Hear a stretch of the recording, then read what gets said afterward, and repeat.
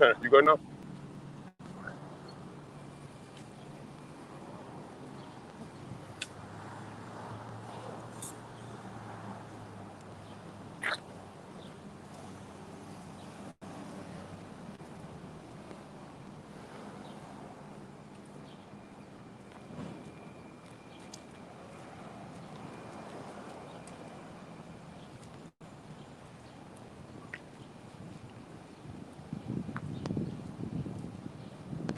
Yeah, brothers and sisters, we're back at it again today.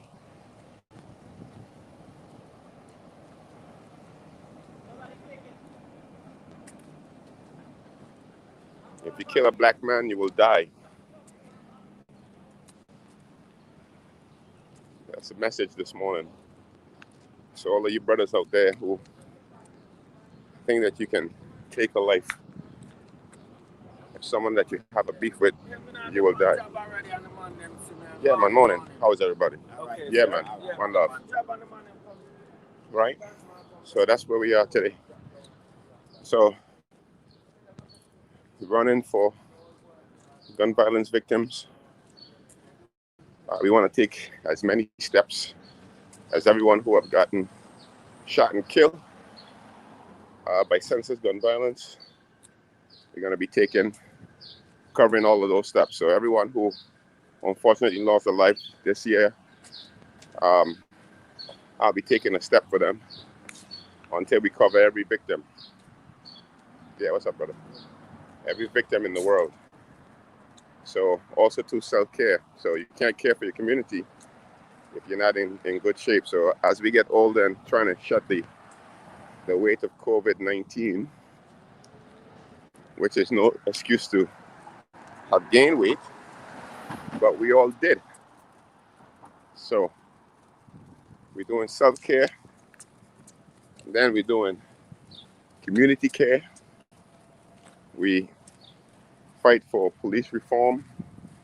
Now I got to run for community and personal reform so that we're not killing ourselves, killing one another in the streets.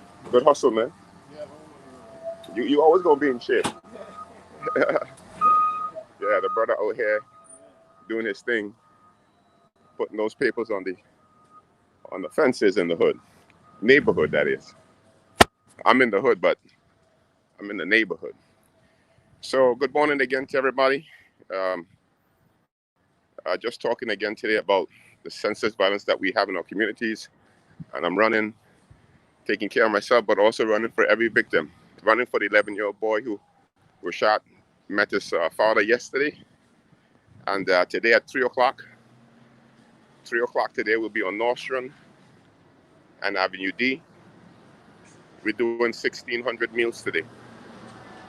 1,600 meals in that area of the shooting. And we'll try to see if we could organize the community. What we try to do is that once we go into a community that has a shooting, we try to leave them, create a block association, a watch association, meet with the neighbors, identify the problem, and rid the problem from that particular block. If we could go block by block, then we'll do, we could do a better job. So yesterday, as I was saying to you, I was talking about the fact that we're having a national clergy call. And in that national clergy call yesterday, we had 200 clergy from Los Angeles, East St. Louis, Boston, New York, Albany, Rochester, of course, the Bronx, Queens, Harlem, the Virgin Islands, Trinidad and Tobago, Chicago, Indiana, and we were really pushing to get clergy to be active this summer because we see a spike in the violence in just about in every urban city in America across the globe. So we're asking everyone to join us as clergy. This is clergy, to join us on the fight to take the streets and to lock down your particular neighborhood. We just had another shooting again in the 6-7. I think that, again, the brothers need to get the message that we're not in this shooting and killing season. We're in reforming season. And so you got to be, we're going to reform, we got to reform completely. Reforming the police department, and also too, you got to reform our individual selves too as well. Can it just be the fact that we want to reform police, but we don't want to reform ourselves? And then, of course, the more murder and mayhem, I want to say that the message is definitely lost right now with all of the urban violence killings. America, of course, our attention span is as short as a guinea pig. So you can't be on something for too long because we can't keep the news cycle will not maintain the peaceful protest that's going on. It's going to shift. It has already shifted. The conversation now started with firecrackers that moved away from COVID. There was COVID, followed by the protests that moved away from the protests to firecrackers, that moved away to the firecrackers to defund the police, that moved away from defunding the police to now tying in that to the crimes that we've seen on our streets. So it's an ever-growing web of confusion, and there is no consistency in terms of being able to push a message through. So now, with all of these shootings in our cities, what's going to happen is that the conversation is already shifted. So we want to ask the people in our communities that they need to do a better job to look at what is happening on the larger scale. We say as Black people, sometimes we can never get ahead, but this was truly our moment to move forward together. It was our moment, and it still could be our moment. But we need, everyone to agree that truly this is our moment to get it done. So we need to get it done. And if we don't get it done, after this time, I want to tell you, oh, there goes the young man with the shirt, Black Lives Matter. Yes, I love that shirt, man. Black Lives Matter. Keep it up. Get this guy. It matters, all Black Lives Matter. And it have to matter for the 11-year-old, the 3-year-old, the 8-year-old, all of these young people who's been shot. So Blacks, and in the brown community, we have a moment that while we were inside our homes during COVID-19 at the end, Dr. King, what he called the progressive whites, came and hit the streets. And they hit the streets and they protested, and a lot of things started to shift and change. But we have to wrap up this deal by making sure that our community could be safe for all, for children, for your grandma, for your grandfathers. We have to wrap this deal up. We got to wrap it up. We got to be safe. We got to make sure that our community is safe for sure. So I'm hoping to be able to shift some of the focus back on self, community, and care. Shifting the focus back to we have to do more for ourselves. We can't have part of the community speaking about reform, and then another part of the community is shooting up ourselves. What's up, brothers? Yeah. So what we got to do is that we got to make sure that all of these things are connected with one another. So the conversation, of course, now around defund the police is taking storm. In everybody have a different definition. Again, the role of the clergy yesterday was to say, listen, the people that we elected, they have to do their job. They have to do their job in terms of making sure that the budget is continued to be a moral document. Everybody's budget, your personal budget, is a moral document too as well. So I'm not going to get into the heat of things about what does defund the police mean. I'm not on that. My thing is that there's enough resources. We need to share the resources adequately well. Not because of this issue, all of a sudden, we think that there's a need now to put money in the right places. We're looking at $1 billion. I'm looking at $1 trillion from the U.S. government. 1 trillion. If you can't give us $1 trillion, give us.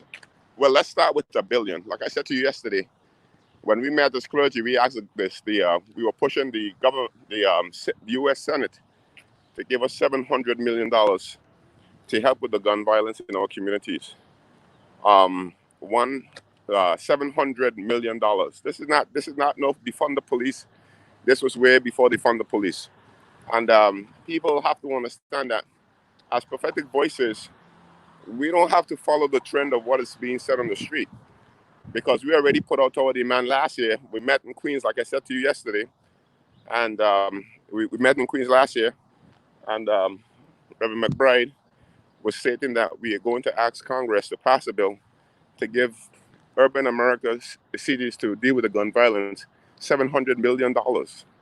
This is not no defund the police. Our U.S. government have enough funding to be able to provide the resources for our community.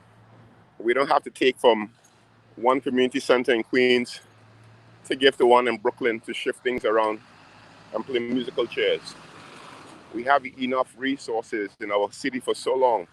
How many years upon years upon years we have underfunded inner cities, nonprofit organizations going through the hoop of trying to apply for discretionary funding and can't get funding. And then when we get funding, we started off with $5,000. And then it took you a whole year to pull down $5,000.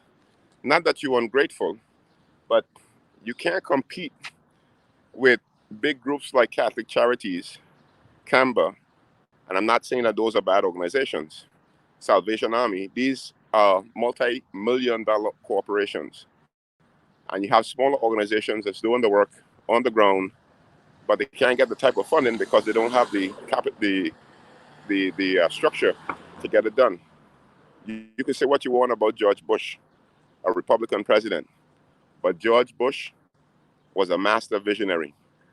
George Bush gave nonprofit organization, houses of worship, $50,000 in capital grant to build their organizations.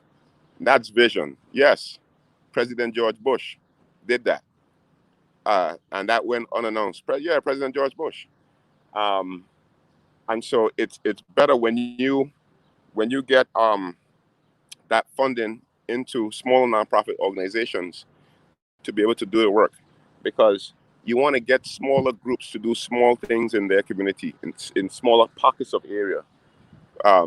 Trying to give big corporations, I'll tell you how it works. Okay, and I think I said this yesterday too. If you have money and you want to give a major donation for a disaster that happens, people will give to a big organization.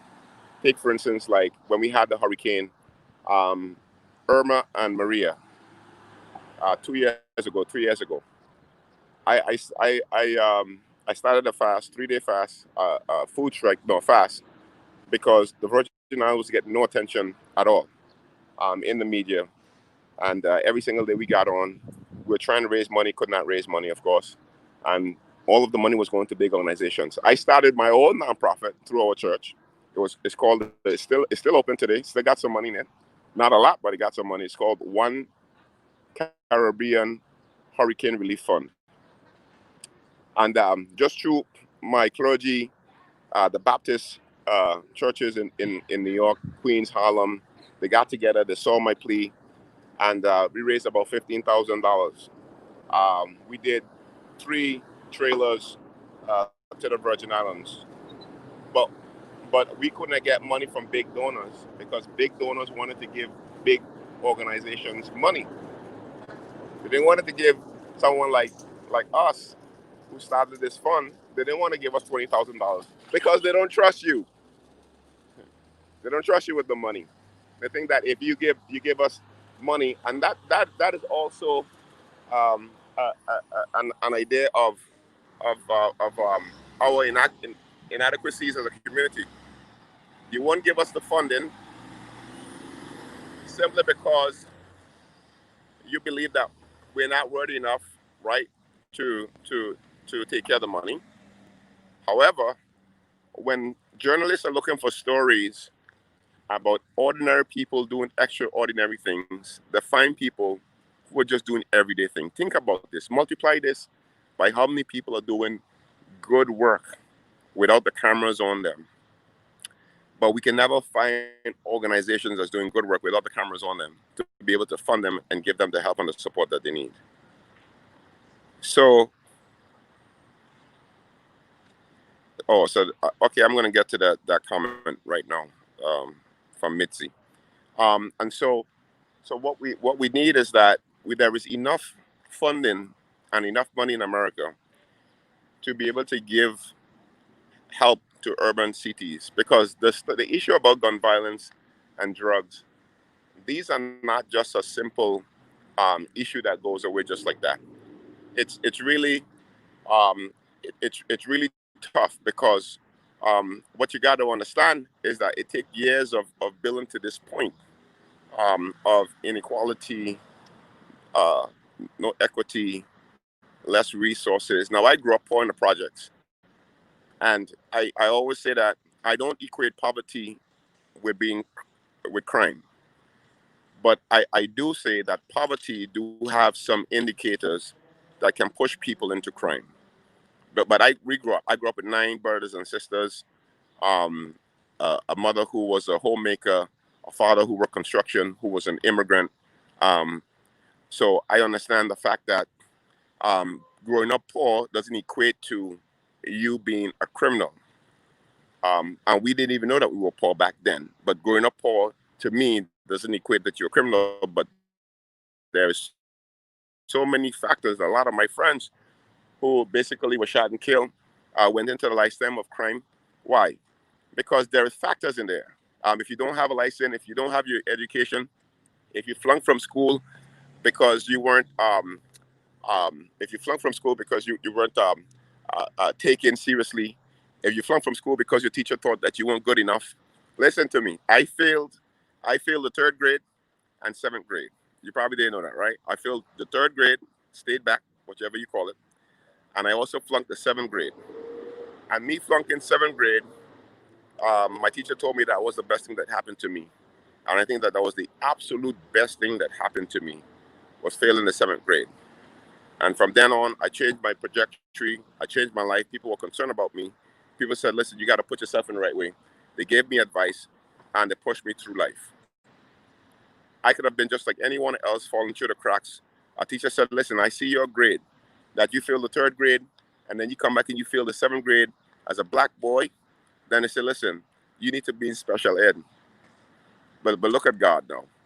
And so failing those 2 grades, still move forward, still push forward. So that's why for me, it is so important to be able to say to our communities is that stop following the narrative that we are criminals. Young black men, black mothers, black fathers, brothers have to tell the people that you know who are carrying guns, who think that they have beef with one another. We have to do more to push and to change the narrative. So right now, the whole idea about police reform and that is gone. The question will be, and as you can see in my comments, it will always be the question about defunding the police, and then the response is that, well, it's violent, so therefore, why are you making that decision? We are going to be in this spiral for weeks to come. Um, no one is going to be going to bed tonight, resting easy, thinking that they did the right thing, because on either side, whether you defund the police, whether you give the money over, you still give the money over, you get criticized for giving the money in a certain way. It's a no-win situation. We have built a system to practically eat one another up alive, and blame everyone else for the situation.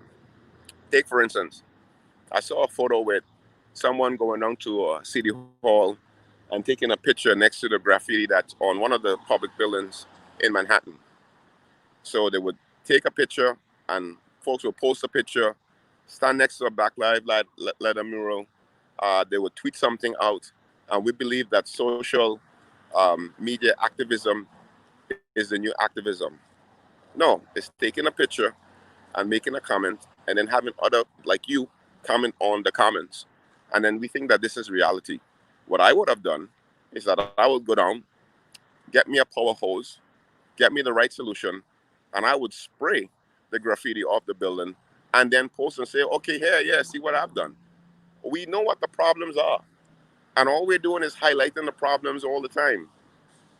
We know the problems in our community. So I told the clergy yesterday, 200 clergy, thank God for that, 200 members of the clergy from across the country came together, and there was not one conversation about what the police should be doing in our communities. The only conversation that we would have allowed was, what are we going to do? You can have that conversation, yes, in certain parts of our community and certain parts of what we need to do on certain times. But just like in the greatest, the wisest man that ever lived, Solomon said that there's a time for every season. There's a time for every season under the sun. A time to love, a time to hate, a time to born, a time to die, a time to a peace at a time of war. There's a time for everything. Every conversation that you have, it can't be, well, I'm pointing out the problem. No, conversation needs to be having that I know what the problems are, and therefore I am going to work to fix the problem from my end. That is the conversation that we were having yesterday. If you see me sweating and you're just joining me, I'm running for victims of gun violence while I'm trying to keep in shape myself. But I got to attach something righteous to it, because I'm not getting out of my bed every single day running just like that. So we have to say to ourselves, what are we doing? And I'm spending a lot of time talking about whether defunding the police or fund this or fund that.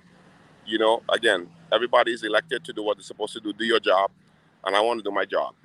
I want to do my job in being morally sound, morally correct, and also supporting victims, those who have lost their children to gun violence, those who have young people who need to find a new direction, a new way, parents who are frustrated, can't handle the teenage girls, can't handle the teenage boys. We can offer our assistance to those families. Everyone needs to do their particular job. I don't want to do the job of another group. I don't want another group to do my job. We want to do our job, and I want you to do your job. Yeah, brother, what's happening? Morning. So so we had 200 clergy coming together, showing them and teaching from love, from respect and adoration of one another's work across the country to be able to help in this battle of gun violence. So if you, lastly, I want to say, because I'm only going up to 30 minutes today, that's a lot of talking, right? Lastly, I want to say that if you kill a black man, I'm talking about crime within our own communities, not police brutality. We dealt with that, and we will continue to do with that when it arises and as we go along. I'm talking about, if you kill a black man as a black man, you will die. I heard that this weekend at DJ Trouble's um, rally of a young man who was killed senselessly. If you kill a black man, you will die. Simple. If you continue, because you're killing yourself, you can't, and then you will never live well. You will always be looking over your shoulder. You will live a miserable life. So save yourself the headache. Save your parents the agony of burying you. What the next strike that we're going to do is, we're going to strike from doing funerals. Stop killing yourselves. If you kill a black man, you're killing yourself. You're going to die. You pick up a gun during the summer months and you want to solve a beef by shooting someone, you're going to die. Vengeance belongs to the Lord. I want to tell you that you can never escape and you can never run from yourselves. The only way that a mind conscience can be cleansed is through the Holy Spirit. And if you commit a crime and you're on the run, you will never sleep well. You will never sleep well. So what I want to say to you is that if you kill a black man, you will die. So brothers, sisters, parents, talk to your children. We can't touch everyone, even if we are on the street. We can't knock on every single door in New York. We can't knock on every single door in Chicago. It's impossible. We want our community to self-reform. We want you to go back in and tell your 16-year-old son who have expensive shoes and clothes, and you know for sure that they're not in a summer program and they have no jobs. Talk to them. And you tell them that, listen, man, I'm telling you, I love you. I don't want to bury you. To have our community take life insurance on 15-year-old boys, 16-year-old boys, um, that's not the way that our community should live. That's not the way that you should live.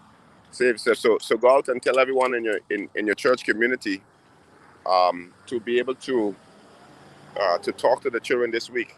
We have to have like a national talking to our children week and let them know that the street is an unforgiving place.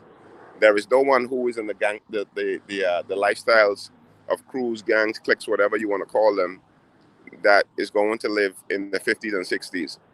All of the OGs are out of the game. Why? Because they see their friends, they're dead. Everyone has an expiration date on the streets, and and I hate to be going to parents and offering free services or funeral services to that life. And we don't do that because the person is dead. The person is dead already. We do it for the people who's alive. You know how much mothers are aching and paining in our city right now because the son um, have been shot and killed, the daughter. I'll leave you with this one last thing. There's a case that we have asked the family if they need any support to let us know. This young boy, I think he's in his 20s, have lost his father and his mother.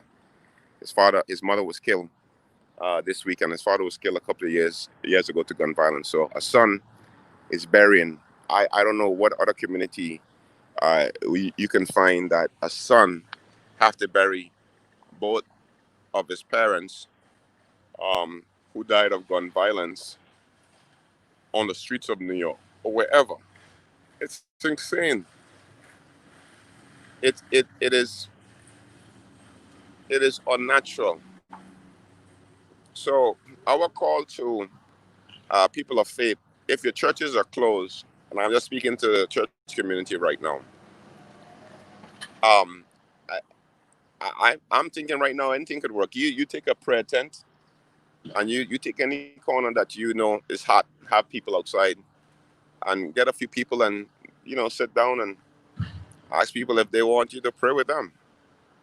And if they don't want you to pray with them, offer them something to eat, offer them resources. Anyone who wants to help and you don't have resources, I'm telling you right now, hit me up and we will give you the resources that you need. What you need? Books, food. Just tell us what you need and we will support you. We will give you whatever you need that we have. We'll give it to you. PPEs, gloves, mask. No, not gloves, but masks. We have thousands of masks right now that we can support you with. But we need people as community to be out so that the message can be clear that there are people who are not just in community, um, people who are just in community that doesn't care and they're hiding within their homes. You got to do more than that. You got to do better than that. And so I'm asking you to join us somewhere. If you're in a family, you're in a club, you got to do something this summer. There's no block parties. Um, People are going to be restless. So you gotta fight. You gotta fight to make this thing happen this summer. I'm telling you. And we need everyone. We need all of you. And if you don't know what to do, join us. We want you to join us right now. We're taking everyone to come and walk and talk to people. Come and volunteer. Train. Come and volunteer. You gotta do something, man. You gotta do something. And so we're here. So hey, I'm gonna think about an idea. All of you who are watching, if you're in wherever you are, I want you to if you're running this summer, if you're doing exercise, especially like running treadmill, steps, walking, let's walk for every victim who have lost their life to gun violence. And I'll create a hashtag. We create a campaign, and let's get this to go viral. Like I said in our communities, that if it comes from us, sometimes it's hard to, unless it's Popeye's chicken or one of us being killed. Those things are going viral. But if we're doing something positive that uplifts lives, especially in the Black community, very rare that it'll catch fire across the country. When people are doing good deeds, they are the least to recognize in our society. And then when you're talking about the fact that the marginalized, when we're talking about the fact that you were working to sit to the people that we think that causing a problem in our community, that we love them, that we think that they have value, that we want to support them. That's not a good look. That's not a good sell. People have write them off, check them off, and say, listen, if you go to prison for the first time, mass incarceration, if you go to prison, we want you to check off that you've been to prison, and therefore, that is the worst. That's the worst set of people that you can hire. We set ourselves up for failure. So when you talk about the fact that we want $1 trillion from the U.S. government, $1 trillion from the U.S. government to put back into our communities. Okay, and I am going to fight for the job of handling the $1 trillion, and will account for every penny that is spent, and pump that money into our communities. If we could pump money into the war against drug, $1.3 billion. If we could pump money into um, somebody has just got shot right now on Linden Boulevard. Just saw alert come on my phone. Another shooting. 21-year-old just get shot while we're on this right now. So there we go again. Add to the schedule today. Another person got shot on Linden Boulevard. Um, and it's never ending. What are you doing up so early this morning with a gun, shooting someone at 8:10 in the morning? Huh? What could you possibly be doing at this point in time at 8:10 in the morning, shooting someone right now? It's 8:10. People barely got up, say the prayer, read a psalm yet, meditate. 8:10, and you're already having gunshots going off in Brooklyn. Haven't even got home yet to take a shower, freshen up, to go outside, and 8:10, somebody's now just got shot. It's ridiculous. So moving $1 billion, I guess, is great, but the U.S. government themselves must commit to $1 trillion to our communities. Must commit that every student that is in urban America that needs a computer can get a computer. Simple, basic things. We can do this. We're the greatest nation in the world. We are a superpower, like they said, right? We have military might. We don't need all of these F-16 and B-16 bombers, stealth bombers. You know how much an aircraft carrier costs? How many billions of dollars? If you can't give us $1 trillion, give us put $1 billion, or two or three or four or $5 billion, or start with $500 million in our communities. Why don't we start with that? I'm talking about the U.S. government. I'm not talking about Mayor Bill de Blasio and the city council in New York City. I'm talking about nationally. Give us even $700 million that we were calling for last year. Clergy was saying, listen, we need that type of money. Give that money to urban America in urban cities. Now, money can't help everything. But like Dr. King said, a budget, I think it's Dr. King, he said that the budget is a moral document. If we continue to spend more money on our military, if we continue to this, anytime that you have an office that's a war on anything, it's a problem. I want to leave you with this thought. Before in America, the Department of Defense was not called Department of Defense. They changed the name because the name was the Department of War, or the War Department, or something to that sort. and to change the name to Department of Defense. Why? Because the sound of it, as America being a lamb-like beast, like America, who so strong in terms of saying that we support everyone, who have hitmen to kill foreign leaders all over the world, and all these other crazy things, segregation, racism in our country. Change the name from Department of War to Department of Defense because the sound of it, of course, didn't fit well. So why would we then now pass a law and bills that says that we have a war on drugs, knowing that we change our national department name to the Department of Defense, as opposed to Department of War, and then we go pass a law that says, okay, we're going to have a war on drugs. What are you fighting against? If you have a war on drugs, normally, if you're going to fight a country, that's the reason that we have all of those stealth bombers, so that you can go to the root of the problem and you can blow up the nuclear plant, you could hit the grid, and then you move to the troops. But if you have a war on drugs, drugs are coming in, flying in, drugs are being trucked in, and then you're going to arrest the people that have possession of the drugs.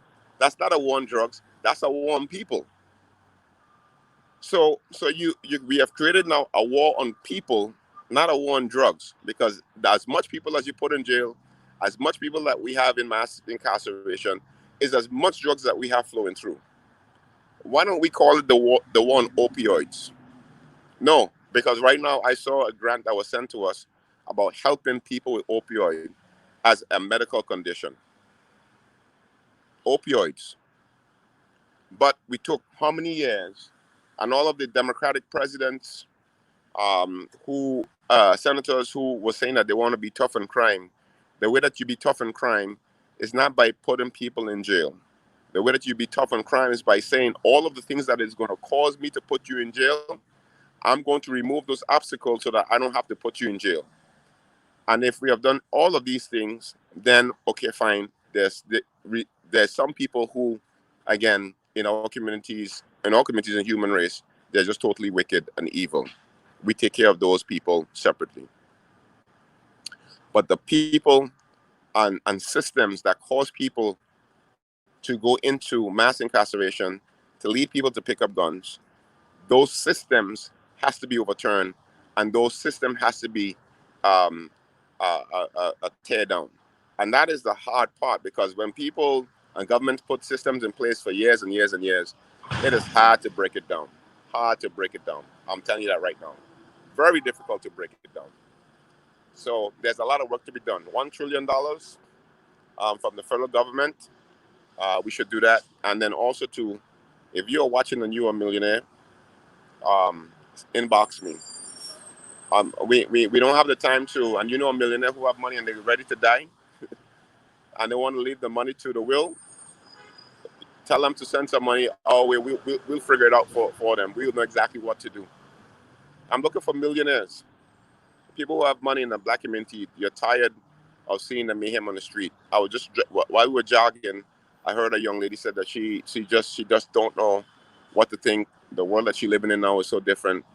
People are fed up. They're frustrated. Want to get a sleep, can't sleep at night. They need to know.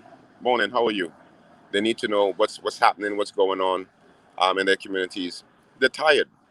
They're tired of the fact of making sure that, just hearing of all of these things that are happening. Even though we know, biblically speaking, that we're going to be in this time of the world, but also, to biblically speaking, it gives us a solution to the problem. You could never stop working.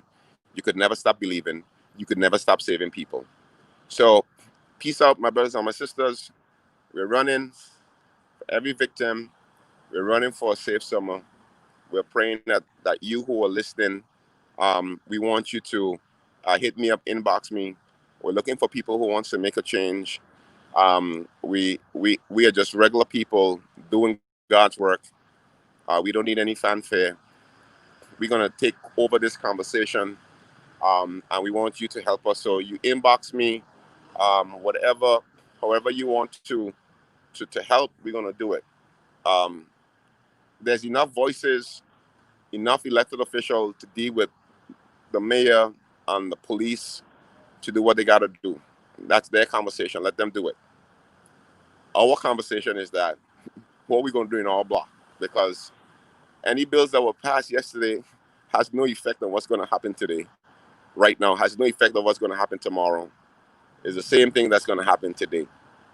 So we got to keep our eyes on what we need to keep our eyes on. And it's personal reform, community reform in our communities to do this work. So get off the bandwagon of defunding police. That conversation is gone. Get off the bandwagon of people who are dropping in firecrackers in the community. The firecrackers are here. Get off the bandwagon about the children that we're trying to save. We can't save them. Don't waste your time tweeting about it. Don't waste your time making comments about it. What I want you to comment on is making sure that our community understands that we are in a critical and pivotal moment now, that we have to be the change. If we are asking for all of these reform, now is the time for us to reform our communities. Now is the time to do it. If not, we're going to miss the opportunity. I don't think that there'll be a next opportunity like this, as far as I can see, with a rising up across America than what we have this past couple of weeks right now. So if we miss this opportunity, I'm not going to be here to say, I told you so, I told you so. No, that's not what I'm going to do, but I'm going to remind you that this is our moment now. So call up your DJ's friend who's a DJ. I'm going to be posting the things that I'm going to request. I'm requesting very simply all the DJs. I'm getting together with 15. I just want 15 for now. I got to do that, reach out to the DJs. Everybody who's going to be playing music, whether it's on virtual DJing or illegal parties that we're doing in Brooklyn and wherever else you live. You know the illegal party. Someone told me that, you can't sleep at night. 100 people out. You're not supposed to be gathering. Even if you're doing an illegal party, I'm not talking about the fact that you should shut it down. You have to make that decision yourself. I'm saying that if you're going to be spinning music this summer, you have to tell the people that if you're coming to a joint, a party, and you have to walk with a gun, stay your behind home. Don't go outside, because you don't need to be out there. If you have to walk, if you have to walk with a gun to a party, don't go. Stay home. And so we need to tell people that. We need, when the DJs are spinning, they need to work on a message about the violence. That's what they need to be doing, so that when they go to these parties, when they're spinning these records, that the people that they're saying, that the people that they have listening to them, that they're saying the message. And then the last thing is that, I mean, I don't understand why we never have rappers and folks, come out and just talk about gun violence. Like, stop walking with a gun and stop putting guns in the videos. Stop doing this in videos, doing this. All of this is debt. Every time you do this, you're pointing debt to you. Every time you do this, you're killing yourself. So we have our generation of people who is actually shooting at themselves. Because if you look at the video right now, I'm looking at my live feed, and if you look at the video right now and you do this, I'm shooting myself like I'm looking in the mirror. And they're all doing this in videos. They're killing themselves. That's why, like I said before, if you kill a black man, you're going to die, because you're killing yourselves. You're killing yourselves. So we need all of those DJs. I don't expect anything from any rapper to say anything about violence. So I'm going to leave that there right now. That's over my pay grade. But the people that I know, the people that you have to let them know a message of the violence in our communities. It's not that's not us. We can't keep on killing black people in our streets and doing it by the hands of our own community. It's sickening. It's definitely a sickening thing, and it's tiring too as well. But we do what we got to do. So peace, y'all. We're running for gun violence victims. So if you're going to be running, good morning. If you're going to be running in the morning, I'm going to create a hashtag, put it on there, and let's show the love. So God bless everyone, and have a blessed day. So, if you're in Brooklyn today, we're going to be on North Strand and Clarendon, 3 o'clock. So if you want to come out, support, help, walk, hand out PPEs and food, come on out. Nostrand and Clarendon Road today at 2 o'clock. God bless everybody. Take good care. Be good.